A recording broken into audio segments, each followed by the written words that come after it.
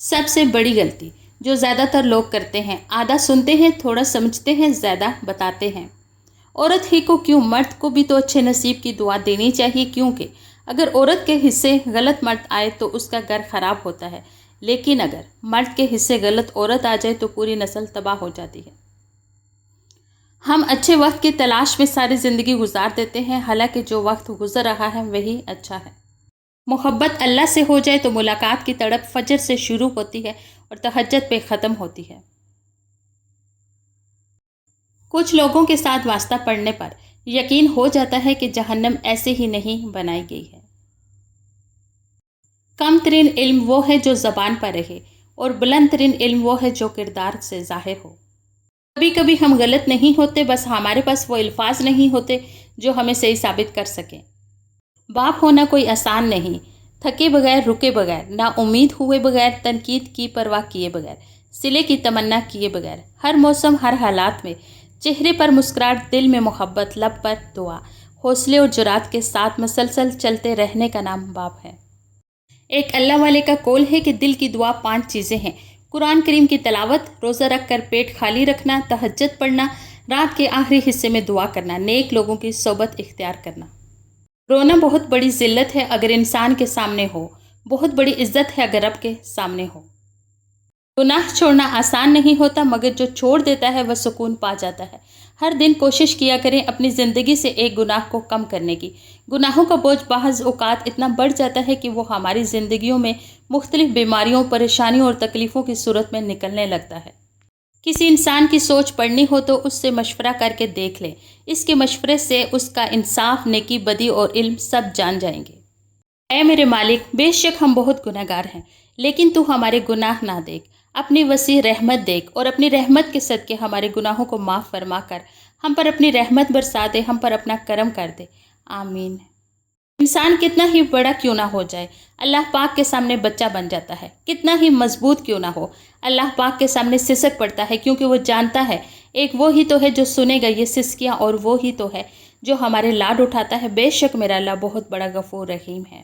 ایک دن آپ پیچھے مڑ کے دیکھیں گے اور محسوس کریں گے کہ آپ بالکل غیر ضروری چیزوں کے لیے حد سے زیادہ پریشان رہے ہیں، اور بہت سارے وہ لوگ آپ کی زندگی کا حصہ تک نہیں رہے ہوں گے جو آپ کی چاہت کے دعوے دار تھے۔ رسول اللہ صلی اللہ علیہ وآلہ وسلم نے ارشاد فرمایا، اپنے شر سے دوسروں کو محفوظ رکھیں، یہ بھی ایک قسم کا صدقہ ہے۔ حضرت علی رضی اللہ تعالیٰ عنہ نے فرمایا، وہ جگہ چھوڑ دو جہاں تمہاری 2 چیزوں کی قدر نہ ہو، تمہارے احساس کی، تمہارے الفاظ کی، پھر چاہے وہ کسی کا گھر ہو یا کسی کا دل۔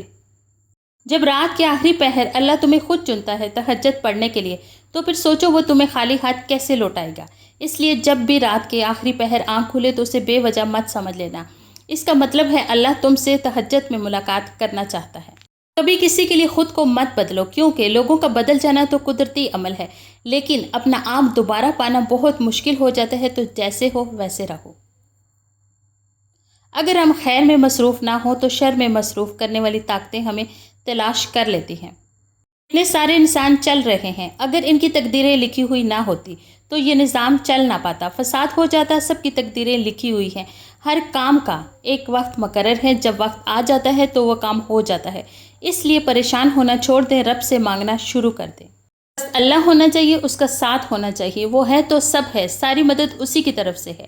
یہ دنیا والے تو احسان کر کے جتاتے ہیں، مگر اللہ تعالیٰ تو ہزاروں خطاؤں کو بھی درگزر کر کے کہتا ہے کوئی مجھ سے مانگنے والا تو پھر سے جھولی بھر دیتا ہے۔ تیرا شکر ہے کہ تو نے پرسکون نیند کے بعد ہمیں ایک روشن دن عطا کیا۔ ہماری دعا ہے اسے نیکیوں سے آباد فرما کر ہمارے لیے توشہ آخرت بنا دے، آمین۔ یا اللہ، ہم تیرے گناہ گار بندے ہیں، ہماری پریشانیوں سے تیرے علاوہ کوئی واقف نہیں۔ یا اللہ، تو ہماری پریشانیوں کو دور کر اور ہم پر رحم فرما، آمین ثم آمین یا رب العالمین۔ درخت پر جب پھل ہوں تو اس کے رکھوالے بہت ہوتے ہیں، لیکن طوفان اور سیلاب میں اس درخت کا سہارا صرف اس کی اپنی جڑیں ہوتی ہیں۔ درود پاک پڑھنے والے نصیب والے لوگ ہوتے ہیں، یہ وہ واحد عبادت ہے جو اللہ پاک ہر کسی کو نہیں دیتے۔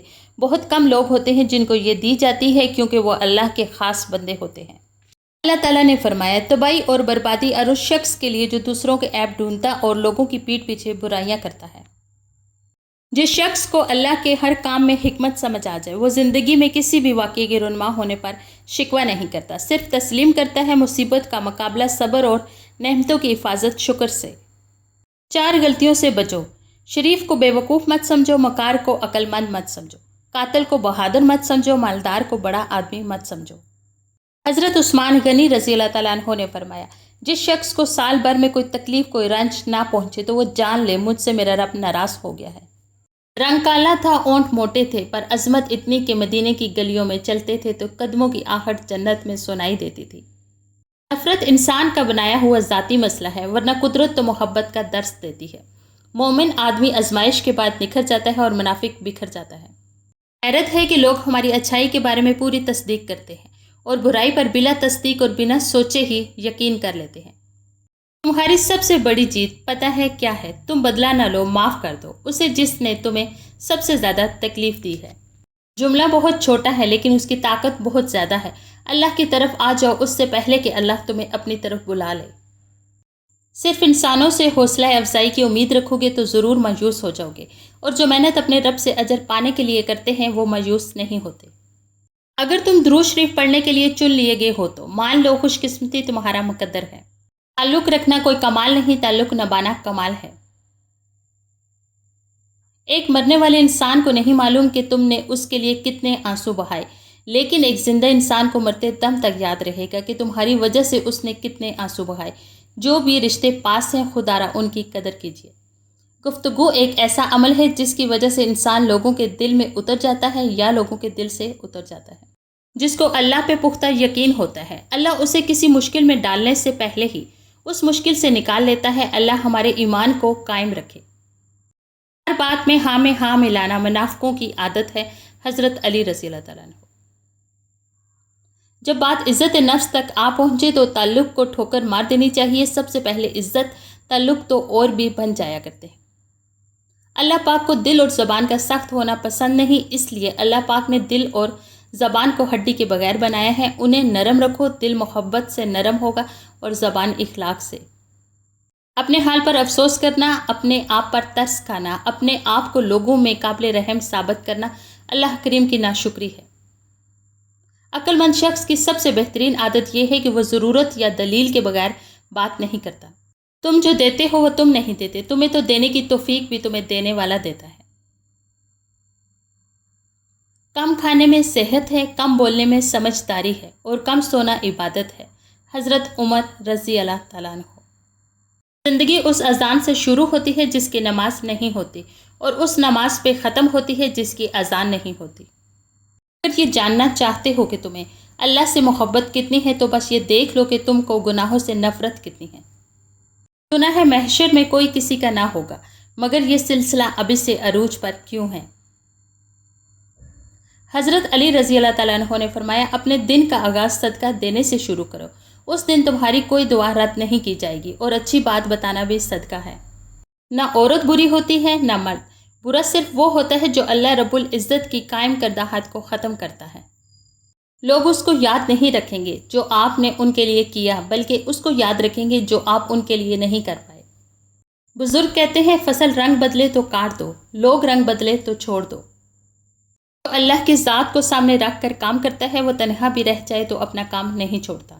میرے اچھے وقت نے دنیا کو بتایا کہ میں کیسا ہوں، اور میرے برے وقت نے مجھے بتایا کہ دنیا کیسی ہے۔ حضرت علی رضی اللہ تعالیٰ عنہ۔ تم جنت نہ مانگو بلکہ تم دنیا میں ایسے کام کرو کہ جنت تم کو مانگے۔ یوں ہی نہیں ہوتی ہاتھ کی لکیروں کے آگے انگلیاں، رب نے بھی قسمت سے پہلے محنت لکھی ہے۔